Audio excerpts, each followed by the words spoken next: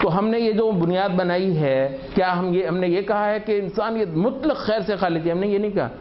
ہم یہ کہتے ہیں مطلق جاہلیت میں تھی. البتہ جب ہم جاہلیت کہتے ہیں تو اس کا مطلب یہ ہوتا ہے کہ اس جاہلیت کے پاس بھی بہت کچھ خیر ہوگی، اور بلا شبہ صحابہ نے وہ جتنی کوئی خیر ہو سکتی تھی دوسری قوموں کے پاس یوں فٹافٹ لے لی. ہمیں تو ماشاءاللہ وہ 200 سال لگے نا، علی گڑھ سے شروع ہوئے ہیں ہم، ابھی تک جو ہے وہ کوڑے میں پھر رہے ہیں، وہ جو کوڑا اٹھاتے پھر رہے ہیں، ان کا ڈالا ہوا کوئی خیر کی چیز تو پتہ نہیں کیا ملی ہوگی کیا نہیں ملی ہوگی. اور صحابہ نے کیا کیا تھا؟ ان کو اللہ نے روشنی دے دی تھی، نور جو تھا نا، قد جاءکم من اللہ نور وکتاب مبین یہدی بہ اللہ من اتبع رضوانہ سبل السلام ویخرجہم من الظلمات الی النور باذنہ ویہدیہم الی صراط مستقیم. تو ایسا جو نور تھا وہ صحابہ نے بھر بھر کے لے لیا، ایسا ان کا باطن روشن ہوا کہ اس کے بعد ان کو وہ جتنا کچھ تھا، وہ جتنی خیر تھی جس کے پاس، جس قوم کے پاس، جس ملت کے پاس، جس معاشرے کے پاس، جس تہذیب کے پاس، وہ ساری کی ساری چند برسوں کے اندر صحابہ یوں پی گئے، اس کو یوں ابزارب کر گئے، اور اس کے بعد پھر خود جو ہے نا وہ ان میدانوں کے اندر بھی پروڈیوس کرنا شروع کر دیا. اور پھر صحابہ نے جو اعلیٰ جو چیزیں کھڑی کی، پھر صحابہ کے بعد کے جو مسلمان تھے تو انہوں نے ہر میدان کے اندر مطلب ماشاءاللہ کمال کر دیا. یہ جس کی چیز کو آپ مادی معنی میں بھی سویلائزیشن کہتے ہیں، کیا خیال ہے اس میں مسلمانوں کا کوئی کنٹریبیوشن نہیں؟ ہیبت ناک کنٹریبیوشن ہے مسلمانوں کا. وجہ یہ ہے کہ محمد صلی اللہ علیہ وسلم نے، یہ ٹھیک ہے کہ محمد صلی اللہ علیہ وسلم نے آپ کو جو ہے نا یہ ساری چیزیں جو ہے نا وہ محمد صلی اللہ علیہ وسلم نے آپ کو نظر دے دی تھی. جو مطلب اصل چیز کیا ہوتی ہے؟ اصل نظر آپ کو محمد صلی اللہ علیہ وسلم نے ہی دی، جو ویژن ہے وہ آپ کو محمد صلی اللہ علیہ وسلم ہی نے دیا. وہ البتہ ایسی کمال کی ایک چیز تھی کہ اس کے بعد پھر ملتیں جو ہیں وہ آپ کے نیچے تھیں، وہ بہت بڑے بڑے تھے، پھر بھی جو ہے نا وہ کچھ چیز نہیں تھی آپ کے سامنے. تو جتنی اچھی چیزیں تھیں وہ آپ نے یوں فٹافٹ ان سے لے لیں، اور ان کی کوئی جو باطل چیز تھی وہ آپ نے ان سے بالکل نہیں لی. اور البتہ جو آپ کے پاس اتنی زیادہ وافر خیر تھی محمد صلی اللہ علیہ وسلم کے ذریعے سے اللہ تعالیٰ کی جو دی ہوئی تھی، وہ البتہ آپ بانٹتے گئے جہان میں. یہ ہند جو ہے اس کے بارے نیارے ہو گئے ماشاءاللہ، یہاں اللہ تعالیٰ کی عبادت ہونا شروع ہوئی. افریقہ روشن ہو گیا، وسط ایشیا جو ہے وہ تکبیر اللہ تعالیٰ کی کرنے لگ گیا، تسبیح اللہ تعالیٰ کی کرنے لگ گیا. چائنا تک جو ہے وہ، یورپ کے کئی سارے مطلب یہ سارا کچھ جو ہے نا وہ روشن ہو گیا. تو کہتے ہیں کہ محمد صلی اللہ علیہ وسلم کی بعثت کے حوالے سے جو بات ہو رہی ہے تو وہ یہ ہے کہ اگر کوئی خیر بھی تھی تو وہ بھی ہم نے لی، مگر ہم یہ کہہ رہے ہیں کہ مطلق جاہلیت پر تھی. ٹھیک ہے، مطلق جاہلیت پر تھی، مطلق باطل پر تھی، مطلق شرک پر تھی، اور اللہ تعالیٰ کی مطلق طور پر ناپسندیدہ تھی. یہ تو ویسے ہی انسان کبھی خیر سے مطلق طور پر خالی تو نہیں ہو سکتا ہے. اچھا، تو وہ کہہ رہے ہیں کہ یہ وہ وقت ہے جب اہل زمین عرب کے عجم سب خدا کے ہاں رد اور ناقابل قبول تھے. کچھ ہوں گے تو اہل کتاب کے اکا دکا باقیات، اور یہ بھی دنیا چھوڑ نہیں چکے تو ان قریب چھوڑنے والے تھے. یعنی بالکل ختم ہونے والا تھا سارا معاملہ اگر کچھ لوگ جو ہے نا وہ مطلق حق کے حامل ہونے والے تھے، ہو سکتے تھے. کہتے دنیا تب دو ہی قسم کے انسانوں پر مشتمل رہ گئی تھی. محمد صلی اللہ علیہ وسلم کی بعثت کا یہ وقت ہے، یا کتابی، ٹھیک ہے، اہل کتاب جن کو آپ کہتے ہیں، جو کسی آسمانی کتاب سے وابستہ ہو، لیکن وہ کتاب اب آگے دیکھ لیجئے، اب وہ کتاب یا تو تبدیل ہو چکی ہوگی، ہے تو وہ کتاب بھی، لیکن جس کتاب پر وہ ایمان رکھتا ہے وہ تبدیل ہو چکی ہے. ٹھیک ہے، یا بیک وقت تبدیل بھی ہوگی اور منسوخ بھی ہوگی. یعنی اول تو یہ ہے کہ وہ تورات جو ہے وہ منسوخ ہے، یا تورات سے کے علاوہ کوئی صحیفہ وہ منسوخ ہے، اور پھر جو منسوخ ہے چلے یار اوریجنل تو مل جائے. آج بھی تورات منسوخ تو ہے، تورات منسوخ ہے نا، چلے منسوخ بھی ہو مل تو جائے کہیں سے نا، مطلب ایک منسوخ چیز بھی ریپیل بھی ہو گئی ہے تو بھی کہیں سے وہ اس کا اوریجنل ٹیکسٹ تو مل جائے. تو کہتے ہیں کہ یا تو وہ تبدیل ہو چکی ہوگی، وہ مطلب کرپٹ ہو چکی ہے، اس کے اندر تحریف ہو چکی ہے، یا پھر یہ کہ تبدیل بھی ہے اور منسوخ بھی ہے، اور یا پھر سرے سے ناپید ہے. ٹھیک ہے، وہ ملتی نہیں ہے. یعنی منسوخ تو وہ محرف تو وہ ہے نا کہ اس کے اندر کچھ تبدیلی ہو گئی ہے مگر ہے تو ہے. کئی ساری ایسی صحیفے بھی ہوں گے جو سرے سے ناپید ہیں، ملتے نہیں ہیں، یعنی اس کا علم نابود اور عمل متروک ہے. اچھا، تو یہ ہو گیا کتابیوں کی حالت جو ہے نا وہ یہ ہوگی. یا پھر دنیا کیا ہوگی، یا پھر امی ہوگی. تو یہ قرآن مجید کی بھی اصطلاح ہے، یا امی کہا ہے یا امی ہوتے ہیں یہ جو کافر ہوتے ہیں، یا پھر وہ کتابی ہوتے ہیں. اچھا، جو امی جو ہے یعنی جو سرے سے کوئی کتاب ہی نہیں رکھتا، کتاب سے مراد آسمانی شریعت، آسمانی کتاب، خواہ وہ عرب سے ہو یا عجم سے ہو، بس اس کو جو اچھا لگا یہ اس کو پوجنے لگا، مطلب پتھر آ گیا، شجر آ گیا، کوئی اور چیز آ گئی، اور کھجوروں سے بت بنا کے لوگ پوجنے لگ گئے۔ اچھا، اس کو اور خیال کیا کہ یہی اس کے لیے بھلا ہے، یعنی اللہ تعالیٰ نے فرض کیا ہے، یہ سوچنا بھی نہیں ہے، اللہ نے فرض کیا ہے، اس کی بات نہیں کہتا اچھا لگتا ہے، مطلب فیلز گڈ، ٹھیک ہے۔ اب یہ بھی حقیقت ہے، یہ یورپ کے بہت سارے لوگوں نے وہ یہ سب سے بڑی فیلز گڈ، ٹھیک ہے، یہ کیا بھی دلیل ہوئی فیلز گڈ، اور جو کل کو موڈ نہیں بنا مطلب ہے کہ اب آپ کو پسند نہیں ہے تو یہ دین ہے۔ تو اس کو اچھا لگا، کہتا پوچھتا ہوں اس کو، کوئی ستارہ پوجنے میں لگا ہے، کوئی بت، تو کوئی قبر، تو کوئی مورت، ٹھیک ہے، یہ ہے وہ اندھیرا وغیرہ وغیرہ۔ انسانی جاہلیت کی بدترین حد کو چھوتی تھی۔ اصل کہتے ہیں جن عقائد کو علم سمجھا جاتا وہ جہل ہوتا۔ اتنے کمال کے نقطے جو ہے نا وہ لے کر آتے تھے، یہ جو ہے نا وہ جسے کہتے ہیں تھیولوجی پر بہت محنت ہوتی تھی، اتنے گہرے نقطے جو ہے نا وہ بیان کرتے تھے کہ جن کو چٹکیوں میں سلجھا دیا قرآن مجید نے نا، اتنے بڑے مطلب مباحث تھے جن کو یوں جو ہے نا وہ سلجھا دیا محمد صلی اللہ علیہ وسلم نے اپنی سنت کے ذریعے سے، اور قرآن مجید نے اپنے جو ہے نا بیان کے ذریعے سے۔ اچھا، لیکن یہ کہ یہ جن کو علم سمجھتے وہ جہل ہوتا، جن اعمال کو صلاح سمجھا جاتا وہ فساد ہوتا۔ اب یہ شریعت کے حوالے سے بات ہو رہی ہے، ہم اصل میں کچھ چیزوں پر پہنچنا چاہ رہے ہیں۔ اب جو ہے نا وہ یہ جاہلیت کیا ہے، یہ چیز مسلسل ہے، اس کے پاس جو چیز ہے وہ اتنا اطراتی ہے، کہتے ہیں جی اس سے بڑھ کر کوئی چیز ہے؟ یہ مطلب ان کے جو ایجوکیشنل سسٹم ہے، ان کے جو حقیقت کو جاننے کے جو ان کے ہیں، اس سے بڑھ کر کوئی چیز ہے؟ ہم کہتے ہیں کہ ہاں، اس سے بڑھ کر چیز کیوں نہیں ہے، جو آسمان سے اترے گی وہ اس سے بڑھ کر کیوں نہیں ہوگی؟ اور اس کی بنیاد پر ہم یہ کہتے ہیں کہ جن کو تم علم سمجھتے ہو وہ جہل ہے، جن اعمال کو صلاح سمجھا جاتا ہے، صلاح عربی میں کہتے ہیں فساد کے الٹ، ٹھیک ہے، تو وہ فساد ہوتا ہے۔ کہ کوئی بڑا ہی خوش قسمت ہوا تو اس کو علم یا عمل کی کوئی ایسی صورت میسر آ گئی جو انبیاء کے ترکے سے باقی رہ گئی تھی، یعنی کچھ چیزیں ہیں تو وہ انبیاء سے کچھ ملی ہوئی باقی ہیں۔ بڑی خوش قسمتی ہے کہ کوئی چیز مل گئی جو واقعتاً انبیاء کی چھوڑی ہوئی تھی۔ البتہ حق اور باطل اس میں بھی گڈمڈ اور تمیز دوبھر، یہ مشکل ہے یہ کہنا کہ یہ واقعتاً نبی کی چھوڑی اوتھینٹک ہے اور یہ جو چیز ہے نا یہ اس کے اندر شامل ہوئی ہے۔ یہ مصیبت تو اس وقت تھی۔ عبادت کے اعمال ہو رہے تھے مگر ان کا کچھ ہی حصہ ہوگا جو خدا کی جانب سے مشروع ہو۔ اب عبادت کا مشروع ہونا جو ہے یہ بنیاد ہے اسلام کے قبول ہونے کی۔ آپ کو پتہ ہے وَمَن يَبْتَغِ غَيْرَ الْإِسْلَامِ دِينًا فَلَن يُقْبَلَ مِنْهُ، یعنی اللہ تعالیٰ پر آپ کچھ امپوز نہیں کر سکتے، ٹھونس نہیں، میں نے کیا ہے تجھے اب قبول کرنا ہی پڑے گا، نہیں، کہتا ہے میں قبول وہ کروں گا جو میں بتاؤں، جو میں نازل کروں، جس چیز کی میں ہدایت دوں تم وہ کرو، اس انداز سے عبادت کرو، تو عبادت ہے ہی مشروع۔ یہ نہایت اہم، عبادت ہے ہی شریعت کی بنیاد پر۔ وہ کہتے ہیں یار اسی کو تو پوچھتے ہیں سارے، وہ بھائی اس سے بڑی گمراہی کوئی نہیں، اسی کو تو پوچھتے ہیں سارے، نہیں، اس کو پوچھتے ہیں اس طریقے سے جو اس نے پریسکرائب کیا ہے، ٹھیک ہے، یا یہ ہے کہ اس نے نہیں بتایا ہے، کہتا ہے میں ویسے کرتا ہوں، مطلب یہ کرنا نہیں ہے۔ تو وہ کہتے ہیں کہ عبادت ہوتی ضرور تھی مگر وہ اس کا جو ہے نا وہ مشروع نہیں تھی۔ مشروع وہ جو کہ شریعت ٹھہرائی گئی ہو، کچھ حصہ ہوگا جو خدا کی جانب سے مشروع، اکثر انسان ساختہ تھا جو اصلاح نفس کی صلاحیت سے قریباً آ رہی تھا۔ اچھا، اب یہ جو عبادت ہے دراصل یہ انسان کی نفس کو ستھرا کرنے کے لیے، یہ تو بات معلوم ہے نا، ایک حقیقت ہے کہ عبادت جس چیز کا نام ہے، عبادت گزاری، یہی نماز، یہی ذکر، یہی تعبد، یہی خشیت، یہی راتوں کو جاگنا، یہی دعا، یہی استغفار، یہی روزہ، یہ سارا کچھ جو ہے قربانی، حج وغیرہ، یہ سارے کے سارے دراصل نفس کو ایک اعلیٰ حالت دینے کے لیے، اس حالت میں لے کر آنے کے لیے جو اللہ رب العزت کو پسند آ جائے، یعنی نفس کو اللہ تعالیٰ کے ہاں قابل قبول بنانے کے لیے عبادت جو ہے نا، اب نفس کے اندر وہ چیز پیدا کر دینا، عبادت نفس کے اندر وہ چیز پیدا کر دے جو اللہ تعالیٰ کی مطلوب ہے۔ یہ جو چیز ہے یہ تو وہ عبادت کرے گی نا جو اللہ تعالیٰ نے نازل فرمائی ہے، جو اللہ تعالیٰ نے مشروع کی ہے۔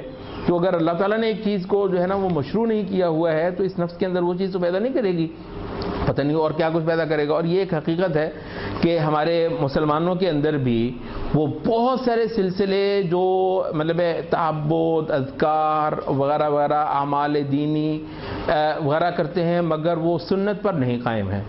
تو حقیقت ہے وہ امام ابن تیمیہ بھی کہتے ہیں اتنے لمبے لمبے دعائیں لوگوں نے یاد کر رکھی ہوئی ہیں، ایسے ایسے ان کے خیال میں کمال کے کلمات ہیں. کہتے ہیں نبی صلی اللہ علیہ وسلم کے بولے ہوئے 2 لفظ کمال ہوتے ہیں، اس کے مقابلے میں اتنے بڑے بڑے معانی ہوتے ہیں اور بے ساختگی ہے، اتنا تکلف ہوتا ہے، بہت ساری مطلب ہم یہ بھی نہیں کہتے ہیں کہ ایسے ہی اگر آپ کو کوئی چیز وہ ہو ہی گئی ہے، کوئی لت لگی گئی ہے آپ کو، تو ہم یہ بھی نہیں کہتے ہیں کہ وہ ہر حال میں چھوڑ دیں، بشرطے کہ اس کے اندر اس کے اپنے اندر کوئی باطل معنی نہیں ہے، کوئی باطل الفاظ نہیں ہے. مگر وہ کہتے ہیں کہ محمد صلی اللہ علیہ وسلم کے دیے ہوئے الفاظ بھی، تعبیرات بھی، ایکسپریشنز بھی، یعنی اللہ تعالیٰ کو صحیح طور پر جاننے والا تو وہی انسان ہے نا جس کو اللہ تعالیٰ نے اپنے رسالت کی سند اس کے ہاتھ میں دی ہوئی ہے. رسول ہوں بھی میں اللہ کا، یہ تو محمد صلی اللہ علیہ وسلم کی شان ہے. تو وہ جو اللہ تعالیٰ کے آگے جو کلمات بیان کرتے ہیں، تو اس وجہ سے کہتے ہیں جو دعائیں، جو نبی صلی اللہ علیہ وسلم کی دعائیں ہیں، اس سے بڑھ کر کوئی دعائیں نہیں. جو نبی صلی اللہ علیہ وسلم کے معمولات ہیں عبادت کے، تو اس سے بڑھ کر کوئی معمولات نہیں ہیں. تو یہ وہ چیزیں ہیں جو مطلب ہے کہ اگرچہ بڑے فریم کے اندر وہ نبی صلی اللہ علیہ وسلم کی جو ہے وہ اطاعت ہی میں ہے. یہ ہم ان کی بات کر رہے ہیں جو بعض بدعتی اعمال ہیں، یا بعض بدعت بھی نہ سے ہی، لیکن یہ ہے کہ آپ یہ کہہ لیجیے کہ وہ باقاعدہ طور پر سنت سے ثابت نہیں ہے. تو کہتے ہیں ان کی بھی وہ شان نہیں ہے جو کہ نبی صلی اللہ علیہ وسلم سے ثابت اعمال، آپ کے سے ثابت معمولات، نبی صلی اللہ علیہ وسلم سے ثابت وظائف کے اندر جو چیز جو ہے وہ ہے. کیونکہ نفس کے اندر ایک خاص چیز پیدا کرنا ہے، وہی چیز وہ نبی صلی اللہ علیہ وسلم کی چھوڑی ہوئی چیز ہی پیدا کر سکتی ہے. اچھا، اس کے بعد کہتے ہیں کہ یا پھر عقل اور فلسفہ کی پیشوائی تھی. یہ بھی نبی صلی اللہ علیہ وسلم کے آنے سے پہلے کمال کو پہنچا ہوا تھا. اور یہ وجہ ہے کہ کچھ دیر کے بعد جب مسلمانوں کے اندر ایک انحراف آیا تو سب سے بڑھ کر ان کو بھی جس چیز کی جانب بہت زیادہ جو ہے نا ایک میلان ہوا تو وہ عقل اور فلسفہ ہی تھا. تو مطلب کہ یہ اس کی پیشوائی تھی. قلب و نظر کی سب دولت طبیعیات اور ریاضیات کی نظر ہو جاتی. اصلاح اخلاق کے نسخے مشقت کا دوسرا نام تھا. اتنی بڑی بڑی محنتیں ہوتی تھیں، خاص طور پر یہ جو رہبانیت کی ہوتی تھیں، تو بہت یعنی جتنی آپ مشقت کریں گے، جتنا نفس کو ماریں گے، جتنی خواہشات کو جو ہے نا بالکل ختم کر دیں گے. کس نے کہا ہے؟ اللہ نے کہا ہے خواہشات کو مکمل طور پر ختم کر دو. اللہ نے کہا ہے کہیں پر؟ تو یہ نفس کو مارنا کہیں اللہ نے کہا ہے؟ نفس کو مارنا مطلب کہیں نہیں کہا ہے. اب یہ اس طرح کی جو چیز ہے نا کہ جتنا زیادہ نفس کو جو ہے نا آپ عذاب میں ڈال کر رکھیں گے، اتنا زیادہ اللہ تعالیٰ کے ہاں آپ درجہ پائیں گے. کس نے کہا ہے بھائی؟ اللہ مہربان ہے، وہ تو خوش ہوتا ہے کہ انسان جو ہے وہ اللہ تعالیٰ کے سامنے عاجزی ہو. اور بسا اوقات اللہ تعالیٰ کی جو رخصتیں تک قبول کرنا اللہ تعالیٰ کو زیادہ عزیز ہے، زیادہ پسند ہے. تو محمد صلی اللہ علیہ وسلم نے جو دین دیا ہے وہ اس میں تو خوبصورتی بھی بہت ہے، حسن بھی بہت ہے، آسانی بھی بہت ہے، توازن کمال کا ہے. توازن جو ہے وہ کمال کا ہے. نفس بھی پورا اپنا حظ پاتا ہے. ان لنفسک علیک حقا، تیرے نفس کا حق ہے. یہ دین ہے محمد صلی اللہ علیہ وسلم کا. وہ کہتے ہیں اس کو نفس کو مار دیں، یہ نبی صلی اللہ علیہ وسلم کہتے ہیں اس کا تو حق ہے تم پر. وہ کہتے ہیں اس کو مار دو. کہتے ہیں نہیں بھائی رکھو اس کو، اس کا تو حق ہے تم پر، تو اس کو خوش کرو. حتیٰ کہ مطلب ہے کہ اعلیٰ کھانا، اچھا پہننا، نبی صلی اللہ علیہ وسلم کہتے ہیں کہ اللہ تعالیٰ کو تو پسند ہے کہ وہ تم پر اپنی نعمت کا اثر دیکھے. ٹھیک ہے، تو یہ تھوڑی ہے کہ تم نے مطلب سب سے بےہودہ، سب سے زیادہ مطلب ہے کہ دنیا بیزار اور مردم بیزار قسم کا انسان جو ہے نا یہ خدا رسیدہ ہے. یہ کہاں خدا رسیدہ ہوگا؟ تو خدا رسیدہ تو وہ ہوگا جو کہ عین اس حالت میں ہو. تو تعبد دراصل اس حالت میں آپ کو لے کر آتا ہے جو اللہ تعالیٰ کی پسندیدہ ترین حالت ہے. تو یہ کہاں سے مل سکتی ہے آپ کو سوائے اس کے ایک مشروع طریقہ ہی ہو، اور وہ اپنے کمال کے ساتھ جو ہے وہ محمد صلی اللہ علیہ وسلم کے ذریعے سے ہی دستیاب ہوا ہے. اصلاح اخلاق کے نسخے مشقت کا دوسرا نام تھا. جان جوکھوں کی محنت بھی کچھ ثمر نہ دیتی، اور اگر دیتی تو وہ انتہائی ناکافی، جس سے انسانیت کی بھوک مٹے نہ پیاس. مطلب رہبانیت انسان کو کہاں تک اس ظلم ناانصافی سے نجات دلا رہی تھی؟ کچھ بھی نہیں. پھر وہ بھی ایک ایسی مضطرب حالت میں کہ اس کا باطل عنصر حق سے کئی گنا بڑھ کر، مطلب اگر اس میں کچھ اچھائی بھی تھی تو باطل بہت زیادہ ہے، اس میں گھلا ملا ہے. ساتھ میں سر پھٹول اور کثرت آرا، بحثیں حد سے زیادہ اور دلیلیں ناپید، مطلب اندھیرا. یہ وہ وقت تھا جب اللہ تعالیٰ نے نبوت محمد صلی اللہ علیہ وسلم کی برکت سے انسانیت کو ہدایت بخشی. تو سب سے پہلے تو ایمان جو ہے نا یہ ہے نبی صلی اللہ علیہ وسلم کی بعثت کا مول لگانا، تاکہ آپ صلی اللہ علیہ وسلم پر ایمان لانے والی امت کو عموماً اور اس امت کے اہل علم کو خصوصاً ایک ایسا کمال کا علم نصیب ہوا، ٹھیک ہے، اس امت کے پاس کہ جاہل سے کے پاس بھی نا وہ علم ہے جو اس امت کے ماں سوا امتوں کے عالم کے پاس بھی نہ ہوگا۔ اس امت کا جو سب سے لا علم انسان ہے وہ بھی بڑا عالم ہے بنسبت دوسری قوموں کے علماء کے۔ اچھا، اور خاص طور پر اس امت کے علماء جو ہیں محمد صلی اللہ علیہ وسلم پر ایمان رکھنے والی جو ملت ہے اس کے جو اہل علم ہیں ان کی تو شان ہی کیا ہے۔ اچھا، یہ اس کے بعد ایک بہت اعلیٰ بات کر رہے ہیں، کہتے ہیں کہ ایک ایسے اعلیٰ عمل صالح، ایسے برگزیدہ اخلاق اور راستی پر مبنی سنتوں اور ضابطوں کا سراغ ملا ہمیں محمد صلی اللہ علیہ وسلم کے ذریعے سے، کہ اگر تمام قوموں کی حکمت اور دانائی جمع کر لی جائے، علم کی صورت میں بھی اور عمل کی صورت میں بھی، جو ان کے پاس کو حکمت اور دانائی ہے سبھی جمع کر لیں اور اس کے سب شوائب بھی اسے نکال دیے جائیں، یہ بہت ہی بڑی چھوٹ دے رہے ہیں، یعنی ان کی جو خرابیاں ہیں نا وہ بھی نکال لی جائیں اگر ان کے پاس جتنی بھی خیر ہے، تو اقوام عالم کی یہ سب حکمت و دانائی مل کر بھی اس علم و دانش کے آگے جسے لے کر محمد صلی اللہ علیہ وسلم مبعوث ہوئے پرے کاہ کی حیثیت نہ رکھے۔ مطلب ایسی اعلیٰ چیز محمد صلی اللہ علیہ وسلم کے ذریعے سے ہمیں ملی ہے، اور یہ تو ہماری بدبختی ہے نا، ہمیں یقین بھی نہیں آتا کہ ہمارے پاس واقعتاً ایسی بڑی خیر ہے، یعنی صحابہ کو یقین تھا اس بات پر کہ محمد صلی اللہ علیہ وسلم کے ذریعے سے ہمیں کفایت کر دی گئی ہے۔ اسی وجہ سے عبداللہ ابن مسعود کے خطبوں میں ایک بات آپ کو پتا ہے، عبداللہ ابن مسعود جو ہیں ایک تو کوفہ میں تھے، کوفے میں فتنے بہت زیادہ پھیلے ہیں، آپ کو پتا ہے، یعنی کوفہ فتنوں کی ایک بہت بڑی آماجگاہ جو ہے وہ رہا ہے، اور دوسرا یہ کہ عبداللہ ابن مسعود جو ہیں وہ ذرا خاصی دیر تک زندہ رہے ہیں، تو وہ صحابہ جو ذرا زندہ دیر تک رہے ہیں انہوں نے فتنوں عبداللہ ابن مسعود کے خطبوں میں بہت جو ہے رضی اللہ عنہ ایک بہت بار بار ایک جملہ جو پڑھا جاتا ہے وہ یہ ہے کہ اتبعوا ولا تبتدعوا فقد کفیتم، کہ تم تو جو تمہیں مل گیا ہے نا بس اسی پر چلتے چلے جاؤ اور تمہیں کوئی نئی چیز جو ہے نا وہ ڈھونڈنے نکالنے کی ضرورت نہیں، فقد کفیتم، اور اللہ کے بندو تمہیں کفایت کر دی گئی ہے۔ یہ جو ہے نا محمد صلی اللہ علیہ وسلم پر ایمان میں باقاعدہ یہ شامل ہے کہ محمد صلی اللہ علیہ وسلم جو مجھے چاہیے تھا مجھے مل گیا ہے، محمد صلی اللہ علیہ وسلم کے ذریعے سے جو چیز مجھے میری ضرورت تھی نا وہ ہو گئی ہے۔ تو اس کا مطلب یہ ہے کہ نہ تو میں خود کہیں اس کو جو ہے نا وہ ایجاد کرنے کی کوشش کروں جس کو آپ بدعت کہتے ہیں، اور نہ میں ادھر ادھر کہیں جا کر اس کو ڈھونڈتا پھروں، وہ جی جاؤ جا کر وہاں سے مطلب پی ایچ ڈی کر کے آؤ، وہاں سے پڑھ کر آؤ، تاکہ جو ہے نا تھیولوجی میں اس ملون سے جا کر جو ہے نا وہ اس کے سپرویژن کے تحت جو ہے نا جا کر وہ تھیسس کر کے آؤ تھیولوجی میں، اور اس سے بڑا پتہ نہیں کیا آپ کو کھل جائیں گے، صرف اور صرف جو ہے نا ایسی کمپلیکس جہالتیں آپ لے کر آئیں گے انشاءاللہ وہاں سے، کہ مطلب ہے کہ جو شاید اس کے بعد کوئی دنیا کی چیز ان کو نہ دھو سکے، مطلب کوئی دنیا کی چیز نہ دھو سکے، کیونکہ انہوں نے البتہ ایک کمال پیدا اس میں کیا ہے، یعنی کنفیوژن پیدا کرنے میں واقعتاً ان کا جواب نہیں ہے، ایسی اعلیٰ کنفیوژن، خاص طور پر الہیات کے معاملے میں، خاص طور پر جو ہے یہ اس کو میٹا فزکس کہتے ہیں، وہ ایسا اندھیرا ہے اور اندھیرے کے اندر ٹامک ٹوئیاں مارنے میں کمال ہے، اندھیرے کے اندر ٹامک ٹوئیاں مارنا یہ اصل ان کا فیلڈ ہے، تو وہ آپ کو بھی سکھا دیں گے۔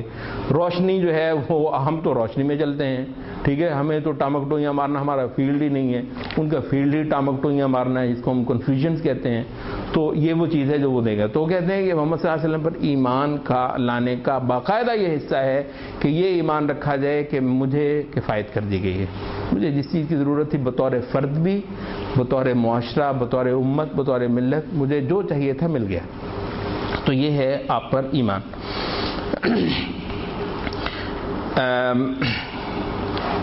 اچھا، تو کہتے ہیں کہ آپ صلی اللہ علیہ وسلم کی لائی ہوئی بینات اور ہدا کے ذریعے اہل زمین کا بیڑا پار لگایا اللہ نے، ایک ایسی ہدایت جس کی تجلی لفظوں کے بیان سے بالا تر ہے اور بڑے بڑے عارفوں کے اندازے سے بڑھ کر ہے، تاکہ آپ صلی اللہ علیہ وسلم پر ایمان لانے والی امت کو عموماً اور یہ تو ہم پڑھ لیں،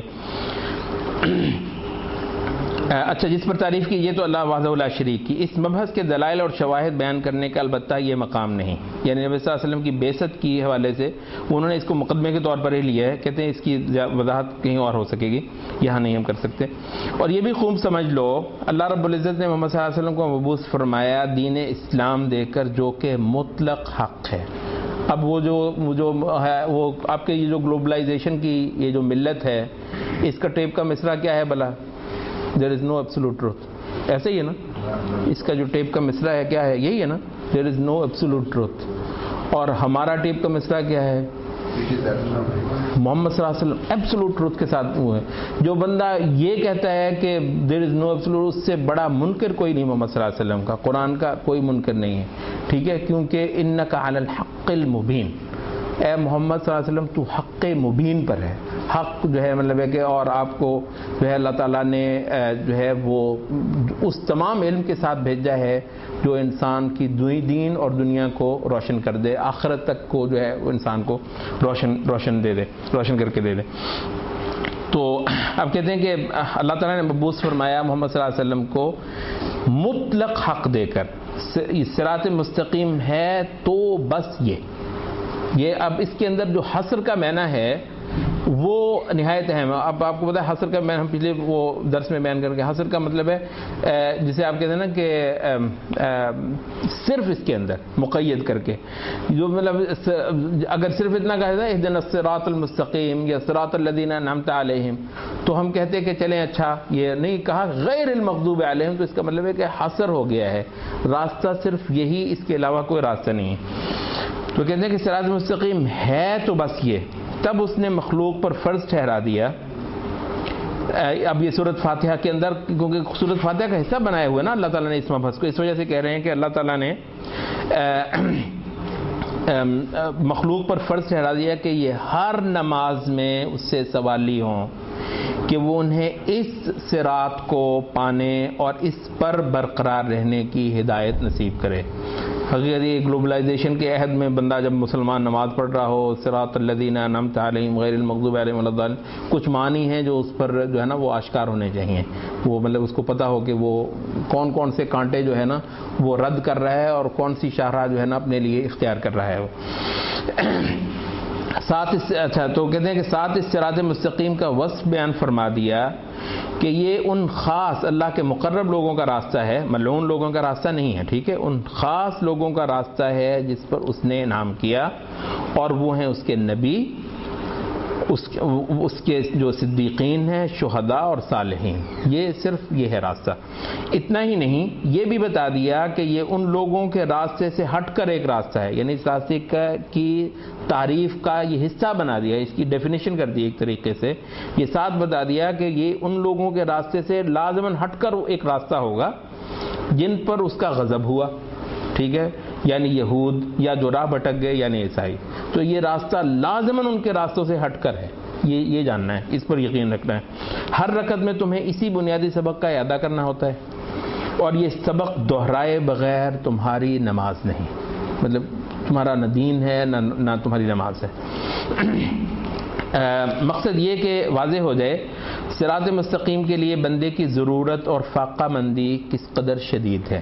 یہ سورۃ فاتحہ کا نہایت اہم مبحث ہے کہ صراط مستقیم کے لیے جو آپ کا فاقہ محسوس کرنا ہے، وہ بھوک لگنی چاہیے آپ کو، صراط مستقیم کی ہدایت کی بھوک محسوس ہونی چاہیے سورۃ فاتحہ پڑھتے ہوئے، اس پر آمین کہتے ہوئے، اور اس سے انحراف کے راستوں سے واقف اور خبردار ہونا کس قدر ضروری ہے۔ یہ جب ہم نے وہ اس کا یہ تلخیص ہے بنیادی طور پر اس کا ہم نے کیا یہ کہ اس میں جو صفحات نمبر ہے نا، جو اوریجنل کتاب ہے، یہ عربی والی کتاب ہے، آپ کو بتایا اردو والی کتاب تو کے حوالے نہیں ہم دے سکیں گے اس میں، تو جو عربی والی کتاب ہے اوریجنل، تو اس کے صفحے نمبر بھی ہیں، اگر کسی کو عربی آتی ہو، اس نے ان مباحث کو مکمل طور پر پڑھنا ہو اوریجنل کتاب سے، تو وہ پڑھ سکتا ہے انشاءاللہ۔ یہ ہمارا ٹائم کب تک ہے کوئی بتائے گا؟ اچھا، اب اگلا مبحث جو ہے وہ شروع ہو رہا ہے، وہ کہتے ہیں کہ تمیز ظاہر میں بھی مطلوب ہے۔ اب ہمارے وہ اصحاب ہیں جو کہتے ہیں جی مطلب ہے کہ جو ہے نا بس جی دل ٹھیک ہو تو یہ بھی برا ہے نا.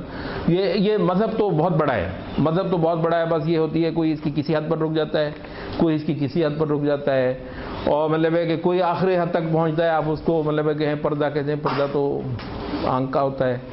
اچھا تو نماز دل کی ہوتی ہے, وہ فلاں وہ ہر چیز دل کی ہوتی ہے. تو مطلب ہے باقی جو ہے اللہ تعالیٰ نے یہ ہاتھ پیر بنائے ہیں, یہ تو مطلب ہے یہ بوجھ ڈھونے کے لیے بنائے ہیں نا اللہ تعالیٰ نے. وہ ادھر ادھر کی مطلب ہے یہ جو انسان کے جو جوارے ہیں, اس کی جو زندگی ہے, اس کے اندر اللہ تعالیٰ کی اطاعت ہونا, اس کے اندر جو ہے وہ ایسے اعمال ہونا جو اللہ تعالیٰ کے مطلب ہے, اور ایسے اعمال نہ ہونا جو اس کو ناپسند ہے. تو کہتے ہیں یہ اس کا دائرہ ہی نہیں ہے, یہ تو جو ہے نا معاملہ دل کے ساتھ ہے. تو میں نے جیسے کہا یہ مختلف ہے. اچھا بہت سارے لوگ جو ہیں وہ واقعی اس پر تو ہنسیں گے, مذاق ہی کریں گے جب ہم کہیں گے جی پردہ جو ہے وہ دل کا ہوتا ہے یا آنکھ کا ہوتا ہے, تو اس پر تو ہنسیں گے. لیکن یہ ہے کہ یہود اور نصارہ سے یا باطل ملتوں سے یا ان سے جو برات ہے, وہ زیادہ زیادہ یہ کہیں گے کہ آپ جو ہے نا وہ دل سے مطلب ہے کہ آپ اس طرح ہوں کہ آپ ان سے الگ تھلگ ایک راستہ اختیار کر رہے ہیں. تو عمل میں ان سے ممیز ہونا, ان سے تشبہ ختم کرنا, بلکہ ان کی مخالفت کرنا. مخالفت اردو میں مخالفت کا مطلب ہوتا ہے مطلب لڑائی بڑھائی ٹائپ, انہیں عربی میں مخالفت کا مطلب ہوتا ہے ان سے برعکس راستہ چلنا.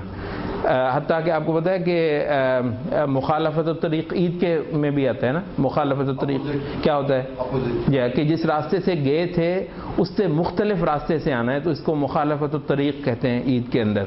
تو بہت ساری چیزوں میں کہا کہ خالف المشرکین, کہ مشرک یوں کرتے ہیں ان سے مختلف طریقے سے تم کرو, تو اس کو مخالفہ کہتے ہیں. تو یہ مخالفہ عربی سینس میں ہم کر رہے ہیں. اردو میں مخالفت جو تھوڑی سی نا وہ ایک اور سینس مطلب ہو جاتی ہے, تو اس سینس میں نہیں ہم استعمال کر رہے ہیں. تو وہ کہہ رہے ہیں کہ یہ جو مطلوب ہے یہ صراط الذین انعمت علیہم ایک سائڈ پر, اور غیر المغضوب علیہم ولا الضالین, یہ ان کے مابین فرق جو ہے نا وہ اعتقاد کا ہوتا ہے. اب آپ کا اعتقاد ہو گیا آپ کہ جی اللہ ایک ہے, تو آپ کا فرق ہو گیا نا, آپ کا فرق ہو گیا, بس کافی ہے. آپ نے یہ ایمان رکھ لیا کہ محمد صلی اللہ علیہ وسلم اللہ کے رسول ہیں, تو یہودیوں نے محمد صلی اللہ علیہ وسلم کی رسالت پر ایمان نہیں رکھا, تو آپ کا فرق ہو گیا. تو بس یہی ہے نا, اور کیا ہونا ہے, خود ہی ہو گیا. آپ جب محمد صلی اللہ علیہ وسلم پر ایمان لے خود ہی ہو گیا, آپ نے جب آخرت کو تسلیم کر لیا فرق خود ہی ہو گیا. انہوں نے کہتا نہیں بھائی یہ بات نہیں ہے, وہ بھی ضروری ہے, وہ بھی ضروری ہے, اعتقاد کے اندر بھی ضروری ہے, اعمال کے اندر بھی ضروری ہے, حتیٰ کہ سماج کے اندر بھی ضروری ہے. سماجیات کے اندر بھی محمد صلی اللہ علیہ وسلم کی ملت جو ہے وہ اور ہے. اس کے بہت سارے شواہد ہم دیکھیں گے بھی کہ بہت ساری چیزوں میں نبی صلی اللہ علیہ وسلم نشست و برخاست تک کے معاملے میں کہتے ہیں ان سے مختلف نظر آؤ بھائی, تم میری امت ہو, تم میری ملت ہو, تو ان سے تم نے نشست و برخاست تک کے معاملات میں, رہن سہن کے بہت سارے معاملات میں تم نے ان سے الگ تھلگ نظر آنا ہے. تو اس کا یہ مبحث ہے. وہ کہتے ہیں کہ یہ باطل پرستوں کا ہے, کوئی کسی پر حد پر رک جاتا ہے تو کوئی کسی حد پر رک جاتا ہے, جس کا لب لباب یہ ہے کہ دین کے بعض ابواب جو ہیں وہ بس مطلب یہ دل کے اعمال ہوتے ہیں, یہ اعتقاد کے ساتھ ہوتے ہیں, اس کا عمل کے ساتھ, سماج کے ساتھ, جوارح کے ساتھ کوئی تعلق نہیں ہوتا ہے. اہل سنت کا آپ کو پتہ ہے ایک بہت بڑا مبحث ہے کہ ایمان جو ہے وہ اعتقاد کا بھی نام ہے, ایمان عمل کا بھی نام ہے, اور ایمان بڑھتا بھی ہے, ایمان گھٹتا بھی ہے, تاکہ ختم بھی ہو جاتا ہے. تو وہ کہہ رہے ہیں کہ تمیز جانتے ہیں نا, تمیز کا مطلب ٹو بی ڈسٹنکٹڈ, ٹھیک ہے, تمیز کا مطلب الگ تھلگ ہونا, فرق سامنے لے کر آنا. باطل ملتوں کے ساتھ میرا اعتقاد کا فرق تو میرے دل میں ہوگا نا, ایسا ہی ہے نا. باطل ملتوں کے ساتھ میرا جو اعتقاد کا فرق ہے وہ تو میرے دل میں ہوگا, وہ تو میرے عقائد میں لکھا ہے. ہاں مسلمانوں کے بھی عقائد ہیں, وہ دینیات میں بھی پڑھا دیتے ہیں آپ کو جی یہ آپ کے عقائد ہیں, تو یہ نہیں کہتے ہیں یہ نہیں, یہ کافی نہیں ہے. تو جو مطلب ہے کہ جو ظاہر کے اندر جو فرق ہے وہ بھی مطلوب ہے. یہ بھی جان لو کہ صراط مستقیم ایک وسیع حقیقت ہے. اب لوگوں کا خیال ہے کہ صراط مستقیم چند عقائد کا نام ہے, وہی عقیدہ یہ ہمارے ہاں بھی ہے نا ماشاءاللہ, عقیدہ ٹھیک کروانے کی دعوت, وہ چند ایک چیزیں ہیں اس میں ٹھیک کر لو, صراط مستقیم وہ اس کے بعد کیا رہ گیا باقی. تو مطلب ہے کہ کسی کے خیال میں صراط مستقیم جو ہے وہ چند جو ہے وہ جو سماجی برائیاں ہیں, ٹھیک ہے, چند سماجی برائیاں ہیں ان سے ہٹ جاؤ تو صراط مستقیم میں جہیز چھوڑ دو, فلاں چھوڑ دو, تو صراط مستقیم ہاتھ آ گیا. تو وہ کیا کہہ رہے ہیں، کیا بات کر رہے ہیں آپ؟ یہ جان لو کہ صراط مستقیم ایک وسیع حقیقت ہے، یہ عقائد بھی ہیں اس میں، عبادات بھی ہیں اس کے اندر، اخلاق بھی ہیں اس کے اندر، اعمال بھی ہیں اس کے اندر، شعائر بھی ہیں اس کے اندر، اور سماجیات بھی ہیں، یہ سیاست بھی ہے، معیشت بھی ہے، اور جملہ جو دیوانی فوجداری، کوئی چیز ایسی نہیں ہے جو صراط مستقیم سے باہر ہو۔ بہت بڑا مدعا آپ زبان پر لاتے ہیں، بھائی سورۃ فاتحہ پڑھتے ہوئے اہدنا الصراط المستقیم، تو صراط مستقیم کا قد کاٹ ہی آپ کے خیال میں اتنا چھوٹا سا ہے، وہ مطلب ہے وہ چند چیزوں میں پورا ہو جاتا ہے، بڑا بونا سا ایک تصور ہے اسلام کے بارے میں، صراط مستقیم کے بارے میں، وہ چند اشیاء میں پورا ہو جاتا ہے، اور یہی آپ کی طلب ہی اتنی ہے۔ اگر آپ شعور کے ساتھ بھی پڑھ رہے ہیں صراط مستقیم، آپ کے یہاں چیز ہی اتنی چھوٹی ہے، طلب ہی اتنی چھوٹی ہے، تو ملے آپ کو بڑی چیز کیسی؟ بھائی مطلب یہ چیزیں تو مانگنے سے آتی ہیں نا، اور اگر یہ چیزیں نہیں مانگنی تو کیا مانگنا ہے اپنے اللہ تعالیٰ سے؟ تو صراط مستقیم ایک وسیع حقیقت ہے۔ نمبر ایک، کہتے ہیں کہ اس میں صراط مستقیم میں باطن سے متعلقہ امور بھی آتے ہیں۔ اب باطن سے متعلقہ امور کیا ہیں؟ جن کو آپ اعمال القلوب بھی کہتے ہیں۔ بہت بڑی دنیا ہے جو اعمال قلوب ہیں، اور اس کے اندر آپ کو سیدھی راہ چاہیے، کسی کو بھی پتہ نہیں چلے گا، کسی کو آپ کی اماں بھی نہیں جانیں گی کہ آپ کے دل کے اندر کیا کیا چیزیں آ رہی ہیں۔ ان کے اندر دل کا صحیح حالت پر رہنا صراط مستقیم ہے۔ بہت بڑا میدان تو یہاں پر ہی ہے۔ باطن سے متعلقہ امور بھی آتے ہیں، یعنی وہ حقائق جو دل میں پائے جاتے ہیں، جن میں اعتقادات بھی آتے ہیں، اور ارادات یعنی عزائم اور ارادے وغیرہ۔ اب دو چیزیں ہیں، ایک ہیں اعتقادات جو کہ آپ کے تصورات ہیں اللہ کے بارے میں، رسالت کے بارے میں، ملائکہ کے بارے میں، یوم آخرت کے بارے میں، زندگی کے مقاصد، غایتوں کے بارے میں ہوں کس لیے، یہ پوری ایک تصور بننا، مطلب وجود کے بارے میں، کائنات کے بارے میں، یہ ان چیزوں کے اندر آپ اللہ تعالیٰ سے صراط مستقیم مانگتے ہیں، اور وہ جو ملعون امتیں ہیں، ملعون ملتیں ہیں، ان کے راستے سے آپ بیزاری کرتے ہیں ان چیزوں کے اندر بھی، ٹھیک ہے۔ اور دوسری چیز کیا ہے؟ اعتقادات کے علاوہ دوسری چیز ہے ارادات یا عزائم۔ وہ ہے کہ آپ مطلب یہ کام کرنا چاہ رہے ہیں، آپ اللہ تعالیٰ کی عبادت کرنا چاہ رہے ہیں، نماز پڑھیں گے، آپ روزہ رکھیں گے، آپ اعلیٰ اخلاق جو ہے وہ اس کو اختیار کریں گے، آپ فلاں گناہ کے قریب نہیں جائیں گے، آپ فلاں برائی نہیں کریں گے، آپ جہاد کریں گے، حق کی نصرت کریں گے، دین کے لیے زندگی پوری دین کے لیے کر دینی ہے، قدم قدم پر جو ہے وہ دین کے لیے اپنا اخلاص ثابت کرنا۔ یہ کیا ہے سارا کچھ؟ یہ ارادات اور یہ عزائم ہے۔ ان کے اندر آپ کو صراط مستقیم چاہیے۔ نمبر دو، صراط مستقیم میں امور ظاہرہ بھی آتے ہیں، مثل اقوال اور افعال۔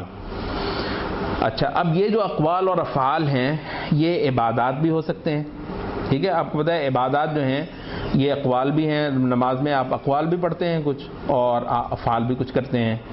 اچھا، تو یہ عبادات بھی ہو سکتے ہیں جیسے نماز روزہ وغیرہ، اور عادات بھی ہو سکتے ہیں۔ اب امام ابن تیمیہ جو ہے نا وہ آپ کو بتا رہے ہیں، یہ ہمارے خیال میں جو ہے وہ اقوال اور اعمال جو ہیں وہ محض جو خاص عبادت، اب عبادات ایک خاص اصطلاح ہے، اس کو ہم کسی اور وقت میں زیادہ وضاحت سے وہ کریں گے۔ وہ فقہا کی اصطلاح ہے عبادات اور عادات۔ ہمارے لوگوں نے جن کو اصطلاحات سے کچھ خاص انہوں نے سمجھ لیا کہ عادات عبادت کے تصور ہی میں نہیں آتی ہیں۔ بھائی ٹرمینالوجی جب ہوتی ہے نا اصل میں کسی بھی دین کی، کسی بھی علم کی، تو وہ ٹرمینالوجی خاص معنی میں استعمال ہو رہی ہوتی ہے، تو اس سے مراد یہ نہیں ہوتا ہے کہ آپ پورا تصور ہی اس کو لغوی انداز میں لے لیں۔ تو عادات بھی عبادت کے تصور میں شامل ہیں۔ وہ یہ ہے کہ عبادت کا ایک انٹینسو سا جو ایک معنی ہے ان کو فقہا نے عبادات کے اندر شامل کر دیا ہے۔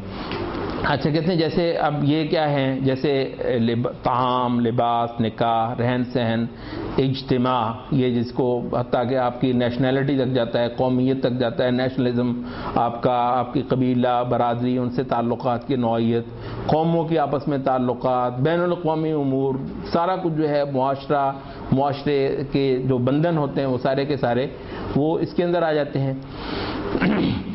اجتماع، افتراق، سفر، اقامت اور نقل و حرکت وغیرہ، یہ سارے کے سارے اس کے اندر آپ کو صراط مستقیم درکار ہوتا ہے۔ اور غیر المغضوب علیہم والضالین جو ہے وہ اس کے حوالے سے آپ کو بیداری بھی چاہیے ہوتی ہے. ان امور باطنہ و ظاہرہ کے مابین ایک خاص برجستگی اور مناسبت ہے. اچھا کہتے ہیں کہ یہ اب ہم نے جب حصے کر دیے، یہ بھی ایک اہل سنت کے ہاں بنیادی طور پر ایک بہت بڑا مبحث ہے کہ ہم وہاں سمجھنے کے لیے اشیاء کو تقسیم تو کر لیتے ہیں. ہم نے کہا جی کچھ دل کے اعمال ہوتے ہیں، کچھ جوارح کے اعمال ہوتے ہیں، کچھ سماجی اعمال ہوتے ہیں جن کو ہم عادات کہہ دیتے ہیں. تو یہ ہم نے تقسیم تو کر دی. اب یہ تقسیم جو ہے نا کوئی ایز سچ کو اللہ رسول اللہ صلی اللہ علیہ وسلم نے تو ہمیں کروائی نہیں ہے. تو یہ صرف ایک سمجھنے کے لیے ہوتا ہے. تو اس وجہ سے کہتے ہیں کہ یہ جو کم از کم اہل سنت کا جو ایک پیراڈائم ہے اس کے اندر رہتے ہوئے ان اشیاء کو صرف ایک سمجھنے کے لیے ہی ان تقسیمات کو ہم لیتے ہیں. اگر کوئی اس سے زیادہ سنجیدہ یہ چیز ہوتی تو ہمارے نبی ہمیں یہ تقسیم کروا دیتے خود. تو وہ کیونکہ نہیں کروائی ہے تو ایسی بات نہیں ہے.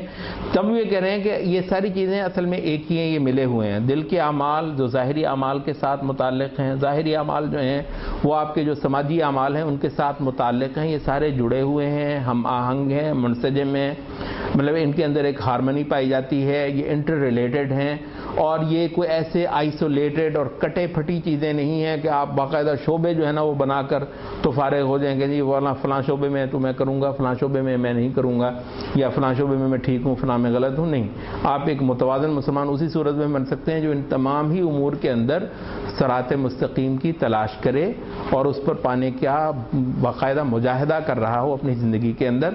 اور جو باطل راستے ہیں ان تمام ہی اشیاء میں ان باطل راستوں سے آدمی جو ہے وہ دور رہنے کی اور ان سے بیزاری رکھنے کی کوشش کر رہا ہو. تو تب یہ کہہ رہے ہیں کہ ان امور باطنہ و ظاہرہ کے مابین ایک خاص برجستگی اور مناسبت ہے. دل میں جو شعور اور احوال گزرتے ہیں وہ امور ظاہرہ کا موجب بنتے ہیں. ٹھیک ہے، جو دل میں جو اعمال گزرتے ہیں نا، ہم نے کہا اعتقادات اور ارادات، تو وہی تو ان اعمال کو پیدا کرتے ہیں جو ظاہر میں ہیں آپ کے. اچھا، اور ظاہر میں جو اقوال اور اعمال چلتے ہیں وہ دل کے شعور اور احوال کو جنم دیتے ہیں. یعنی جب آپ نماز میں کھڑے ہو جاتے ہیں تو آپ کے دل کی حالت بھی مختلف ہو جاتی ہے بنسبت اس کے کہ جب آپ مثلا سینما میں کھڑے ہوں. کیا مختلف ہوتی نہیں ہے؟ یہ کس نے کہا ہے کہ ظاہری عمل جو ہے وہ باطن کے عمل کو جنم نہیں دے سکتا؟ بلا شبہ دیتا ہے. جب آپ خانہ کعبہ میں جاتے ہیں آپ کی حالت مطلب کچھ اور ہوتی ہے. جب آپ تھیٹر میں ہوتے ہیں تو اس وقت مطلب ہے کہ آپ کچھ اور ہوتے ہیں. تو باطنی اعمال ظاہری اعمال کو جنم دیتے ہیں اور ظاہری اعمال باطنی اعمال کو جنم دیتے ہیں. تو دونوں ایک دوسرے کے اضافے کا بھی باعث ہوتے ہیں اور ایک دوسرے کے نقص کا اور فساد کا بھی باعث ہوتے ہیں. تو اس وجہ سے جب ہم صراط مستقیم کہتے ہیں تو وہ ایک اکائی کا نام ہے. یعنی at the end of the day صراط مستقیم ایک اکائی ہے. اس کو آپ یوں نہیں بانٹ سکتے کہ جی اس کی تو خیر ہے اور اس میں ٹھیک ہے وہ کر لو، وہ مطلب ہے اس کی توجہ کر لو. تو وہ نہیں ہے، وہ سارا یہ ایک جل تھل ہے. تو یہی وہ وجہ ہے جو ان بدماشوں نے جس چیز کا آپ کو وہ کر لیا ہوا ہے، یہ آپ کے کچھ حصوں کو پکڑیں گے، ان کو کرپٹ کر دیں گے، پھر باقی آپ کا سارا دین جو ہے نا وہ ایک سوکھے ہوئے شجر کی طرح دھڑام سے آ کر نیچے گرے گا. آپ کا بچہ، آپ کا نوجوان جو ہے اس کے بعد آپ چیخیں گے، چلائیں گے کہ یہ کیا ہوگا میرے ساتھ، تو آپ کو پتہ ہی نہیں چلے گا. یعنی آپ کے خیال میں یہاں پہ تھوڑا سا مطلب رکیں گے ایک لمحے کے لیے. یعنی آپ کے خیال میں یہ آپ کی مسجدوں کو تو کچھ نہیں نا کہتے؟ وہ ایسا ہی ہے نا ابھی تک آپ کی مسجدوں میں آپ نماز پڑھتے ہیں نا، آپ کی مسجدوں کو تو کچھ نہیں کہتے. اچھا، وہ جو چیز آپ کو وہ جو بے حیائی، وہ جو غلاظت دکھاتے ہیں ٹی وی پر، آپ کے خیال میں وہ آپ کے بچے کی نماز کو متاثر نہیں کرے؟ نماز تو کہتے ہیں پڑھ لو جتنی پڑھنی ہے. یہ مجھے بیوقوف بنا رہے ہیں نا. کہتے ہیں یہ آپ کے یہ تھوڑا سا سائنٹیفک طریقہ ہے. یہ میں مانتا ہوں کہ ان لوگوں نے فساد برپا کرنے میں نہایت کمال کی پرفیکشن کی ہے. چھوٹی موٹی کھیل نہیں کھیلتے، یہ میں مانتا ہوں. وہ جو بڑی پریمیٹیو سا انداز ہوتا تھا نا کہ اوے نماز نہیں پڑھنے، وہ مطلب ہے کہ وہ اس طرح نہیں کرے، مطلب وہ ایک بڑا سوفسٹیکیٹڈ سے یہ مان لیتے ہیں کہ مطلب یہ ہے. تو یہ کس نے کہہ دیا کہ وہ جس طرح کا ماحول پیدا کریں گے، جس طرح کی معاشرت آپ کو پیدا کر کے دیں گے، وہ آپ کی نماز پڑھنے پر، وہ آپ کے بچے کے اذکار کرنے پر، وہ آپ کے بچے کا اللہ تعالیٰ کے ساتھ لا لگانے پر، خاص اس سینس میں بھی جس میں ہمارے یہ سارے لوگ مان لیتے ہیں، وحید الدین خان صاحب کو بھی جس پر مطلب ہے ہوگا دین، وہ بھی متاثر نہیں ہوگا. جو ان کا جو ماننا ہوا شعبہ ہے نا کہتے دین تو یہ ہے، وہ دین جو ہے وہ اس سے متاثر نہیں ہوگا. کیا خیال ہے؟ نہیں ہوگا متاثر. کیسے نہیں ہوگا؟ ہماری نماز از ان ڈینجر بھائی. آپ کی مسجد از ان ڈینجر، اس سینس میں بھی جس سینس میں ہمارے یہ لوگ لیتے ہیں، میں اس حد تک جا رہا ہوں، میں اس حوالے سے نہیں بات کر رہا ہوں جو واقعتاً صراط مستقیم ہے، جو کہ امام ابن تیمیہ کہتے ہیں وہ ایک اکائی ہے، ایک یونٹ ہے، اس کو نہیں آپ یوں تقسیم کر سکتے۔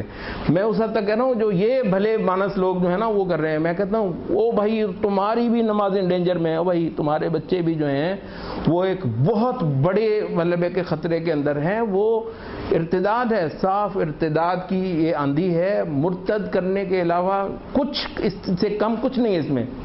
وَلَا يَزَالُونَ يُقَاتِلُونَكُمْ حَتَّى يَرُدُّوكُمْ عَنْ دِينِكُمْ إِنِ اسْتَطَاعُوا، یار قرآن مجید نے بتا دیا یہ تمہارے ساتھ قتال، لفظ بھی قتال کا، تمہارے ساتھ قتال کرتے ہی رہیں گے جب تک کہ تمہیں تمہارے دین سے مرتد نہ کر دیں، اگر ان کا بس چلے۔ ٹھیک ہے، تو یہ تو اصل میں یہ ہے، تو یہ ہماری نماز بھی جو ہے وہ باقی نہیں رہتی ہے۔ تو کہتے ہیں کہ یہ باطن کے اعمال ظاہر پر اثر انداز ہوتے ہیں اور ظاہر کے اعمال باطن پر اثر انداز ہوتے ہیں، یہ ایک ملی ہوئی چیز ہے، منسجم ہے، ہم آہنگ ایک حقیقت ہے اور یہ غیر منقسم ہے۔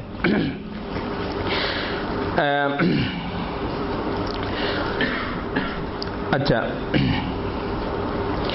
اب وہ جو حکم تھا کہ مغضوب علیہم اور ضالین کی راہ سے ہٹ کر چلنا ہے، ٹھیک ہے، وہ حکم امور باطن کی بابت بھی ہے جن پر ہمارے ان اکثر لوگوں کو اعتراض نہیں ہوتا ہے، اور امور ظاہر کی بابت بھی ہے۔ ظاہری طریقہ و سیرت تک میں مغضوب علیہم اور ضالین کی مخالفت کا حکم کیوں؟ صرف اعتقادات کے حد تک کیوں نہیں اکتفا کروا دیا گیا؟ یہ کئی وجہ سے ہے، امام ابن تیمیہ کہتے ہیں، جن میں سے چند ایک کا ہم یہاں ذکر کریں گے۔ نمبر 1، ظاہری وصف میں مشترک ہونا دو متشابہ چیزوں کے مابین ایک نسبت کراتا ہے۔ ٹھیک ہے، جب آپ کہتے ہیں ظاہر میں، یہ ایک خاصا بڑا تھیسس ہے جو مطلب تفصیل کے ساتھ بیان ہوا ہے اس کتاب میں، کہ ظاہری اشتراک کہتے ہیں لازماً آپ کا باطنی اشتراک بھی کروا دیتا ہے، اور اگر آپ ظاہر میں بھی مختلف کرنے کا وہ کریں گے تو آپ لازماً باطنی اشتراک تک بھی نوبت نہیں آئے گی۔ تو یہ کہتے ہیں لازم ہے کہ یہ جو اشتراک جانتے ہیں نا، مطلب ہے کہ کامنلٹی پیدا کر لینا، بہت زیادہ کوشش ہوتی ہے کہ ہم ان جیسے لگیں، ان جیسے نظر آئیں، ان بالکل مطلب کوئی فرق ہی نہ ہو ہمیں۔ وہ کہتے ہیں کہ یہ کیا فرق ہی نہ ہو، فرق ہونا اس چیز کی ضمانت بنے گا کہ تمہارے جو قلوب ہیں اور تمہارے جو باطن ہیں ان کے مابین بھی فاصلے جو ہیں وہ برقرار رہیں۔ اچھا کہتے ہیں کہ ظاہری وصف میں مشترک ہونا دو متشابہ چیزوں کے مابین ایک نسبت کراتا ہے جو بالآخر اخلاق اور اعمال میں موافقت لے آنے پر منتج ہوتی ہے۔ آپ لازم ان کے اخلاق بھی سیکھیں گے جب ظاہر میں آپ ان جیسے بننے کی کوشش کریں گے، یا ظاہر میں ان جیسے بننا آپ قبول کر لیں گے۔ جبکہ اللہ تعالیٰ نے محمد صلی اللہ علیہ وسلم کو اس تاریک جہان میں جس حکمت اور دانائی کے ساتھ مبعوث فرمایا ہے، اور جو کہ آپ کی سنت ہے اور آپ صلی اللہ علیہ وسلم کی شریعت اور آپ کا منہاج، اس کو رب العالمین نے اپنی جناب سے باقاعدہ سند دے رکھی ہوئی ہے، لیکن آپ کی لائی ہوئی اس حکمت اور دانائی کا ایک امتیاز، اس کی ڈسٹنکشن ہی یہ ہے کہ اس کے ظاہری اقوال اور افعال بھی اپنے پیروکاروں کو مغضوب علیہم اور ضالین سے چھانٹ کر رکھ دیں، ظاہر میں بھی یہ بالکل مختلف نظر آئیں۔ یعنی یہ شریعت اس حد تک فرق لے کر آنا چاہ رہی ہے اپنے پیروکاروں میں، جو اس کے ہیں کہتے ہیں ظاہر میں بھی بالکل دیکھنے میں الگ تھلگ نظر آئیں، ان سے مختلف جو ہیں وہ نظر آئیں۔ یہی وجہ ہے کہ دل کے احوال اور اعتقادات ہی میں نہیں، ظاہری امور میں بھی ان کی یعنی کفار کی مخالفت، وہی عربی والی مخالفت، ان کی مخالفت کا حکم فرمایا، چاہے اکثریت کو یہ امور بے ضرر ہی کیوں نہ نظر آئیں۔ نمبر 2، اس کی جو وجوہات بیان گئے، ظاہری وصف میں مختلف ہونا ہر دو کے مابین ایک مغایرت کراتا ہے۔ کہتے ہیں جب یہ مغایرت جانتے ہیں نا، مطلب ہے کہ ایک جو ہے نا وہ ڈفرنس پیدا کرواتا ہے جب آپ ظاہری طور پر بھی ان سے مختلف ہوتے ہیں، جو کہ تمہیں غضب اور ضلال کے اسباب اور موجبات ہی سے دور کر دیتی، وہ ہے ہی مغضوب علیہم اور ضالین۔ تو کہتے ہیں کہ یہ جو ایک ہے غضب اللہ تعالیٰ کا اور ایک ہے ضلال، یہی تو ہیں ان کے پاس۔ اچھا، تو ان کے جو اسباب اور موجبات ہیں ان سے آپ کو یہ چیز دور کرا دیتی ہے کہ آپ ان جیسے نظر بھی نہ آ رہے ہوں، تو اس ضلال سے اور اللہ تعالیٰ کے اس غضب سے دور رکھنے کی ضمانت اس چیز پر ہے کہ آپ ان جیسے محسوس بھی نہ ہو رہے ہوں، نظر بھی نہ آ رہے ہوں۔ اور ہدا و انعام کے اسباب و موجبات ہی سے قریب کر دیتی ہے. یہ وہ چیز ہے جو آپ کو صراط الذین انعمت علیہم کے اندر شامل اور ان کے ساتھ ایک ملحق ہونے کا مسلسل ایک احساس دلاتی ہے، آپ کا ظاہری طور پر بھی ان سے مختلف اور الگ تھلگ ہونا. نیز یہ حزب اللہ جو کہ فلاح پانے والا ہے، اور حزب الشیطان جو کہ گھاٹا کھانے والا ہے، کہ مابین موالات کے رشتے کو جسے اللہ نے حرام کیا ہے ختم کرنے پر منتج ہوتی ہے. ٹھیک ہے، تو موالات کیا ہوتی ہے؟ دوستی، باہمی آپس میں ایلیجنس جو ہوتی ہے، وفاداری آپس میں ایک دوسرے کی، تو وہ رشتہ اللہ تعالیٰ نے حرام کر دیا ہوا ہے حزب الشیطان کے ساتھ. تو اس رشتے کو کاٹ دیتی ہے آپ کا ظاہری طور پر ہی ان کے ساتھ ان سے مختلف ہو جانا اور فرق پیدا کر لینا. اور یہ ایک نہایت عظیم حقیقت ہے. دل جتنا زندگی سے پر اور اسلام سے آشنا ہوگا، یہ بھائی ایک بہت اعلیٰ بات یہاں پر ہو رہی ہے. اور کہتے ہیں اصل میں یہ ایمانی زندگی ہوتی ہے نا. کہتے ہیں زندگی کی علامت کیا ہے؟ دل جتنا زندگی سے پر اور اسلام سے آشنا ہوگا، اور اسلام بھی وہ نہیں جو چند ظاہری اعمال اور باطنی اعتقادات کا مجموعہ ہو. میرا مقصد ہے دل جتنا اسلام کی حقیقت سے آشنا ہوگا، اس میں یہود اور نصارہ سے مفارقت کا جذبہ اتنا ہی توانا ہوگا، اور مسلمانوں میں عام ہو جانے والے یہود و نصارہ کے اخلاق اور اعمال سے اس کا گھن کھانا اتنا ہی شدید ہوگا. یعنی جتنا دل زندہ ہوگا اتنا ریپیل کرے گا. یہود اور نصارہ کی جو تہذیب ہے، ان کی ایک ایک چیز سے نفرت یوں پھوٹے گی. مطلب لوگوں کو لگتا ہے کہ یار یہ پتہ نہیں پاگل ہو گیا، سٹھیا گیا، اتنا وہ زندہ ہے بھائی. مطلب تمہارے دل مردہ ہو گئے، اس کے اندر ایمان کی حقیقت بیچاری بڑی ہی کمزور، لاغر، مریض ہے. مان لیتے ہیں مسلمان ہو، کافر تو نہیں سمجھتے ہیں تمہیں، لیکن یہ ہے کہ اس کے اندر وہ نہیں، تو اس وجہ سے تمہیں لگتا ہے کول. مطلب کول یار کیا ہے وہ، تو اس کو تو کول اس میں لگتا ہے. جتنا زیادہ وہ اس سے دور ہو، الگ تھلگ ہو، اس کو مزہ اس میں آتا ہے، لطف اس میں. کہتے ہیں کہ زندگی ہے اصل میں ایمان کی زندگی. دل کے اندر جتنا ایمان، جتنی زندگی ہو، جتنی صحت ہو، اس کی علامت یہ ہوگی کہ وہ ایسی اشیاء کو اتنی زور سے ریپیل کرے. تو آپ کے ایمان کی انشاءاللہ یہ باقاعدہ ایک شناخت بھی یہی ہے. یہاں پر ہم اپنی آج کی وہ ختم کر دیں گے. 7:20 ہو گئے، تو ہماری اگلی 2 مجلسیں ہیں اس ٹیکسٹ پر انشاءاللہ.